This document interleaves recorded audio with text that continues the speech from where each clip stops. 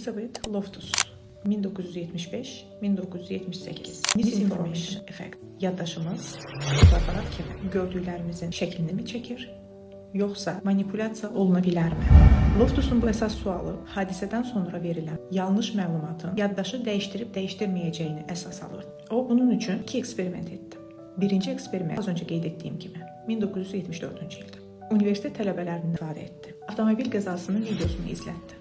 Hər kəs eyni videonu izləmişdi. Video izləndikdən dərhal sonra iştirakçılara qəza ilə əlaqəli suallar verildi. Sualların forması qrupların arasında dəyişdi. Birinci qrupa maşınlar bir-birinə dəydiyində, İngiliscəsi hit, sürəti nə qədər idi?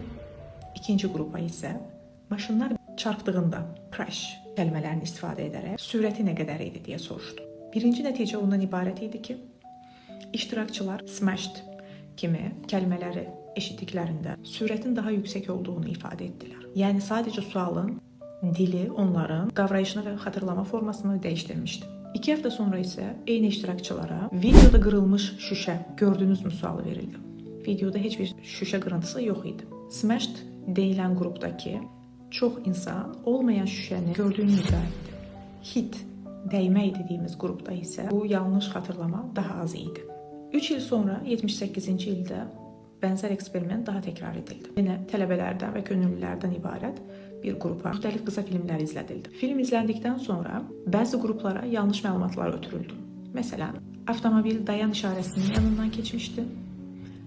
Amma iştirakçılara deyilirdi ki, maşın başqa bir yol işarəsinin yanından keçmişdi. Daha sonra onlardan soruşuldu, siz hansını gördünüz? Yanlış məlumat alan qrup öz gördüklərini deyil, qarşı tərəfin dediyini daha çox dilə gətirmişdi. Nəticəmiz ondan ibarət idi ki, sözlərin seçimi yaddaşı dəyişdirirdi. İnsanlar sürət həddinin yüksək olduğuna inanarkən, çoxu olmayan qırıq şüşələri daxil gördüyünü iddia edə bilirdi.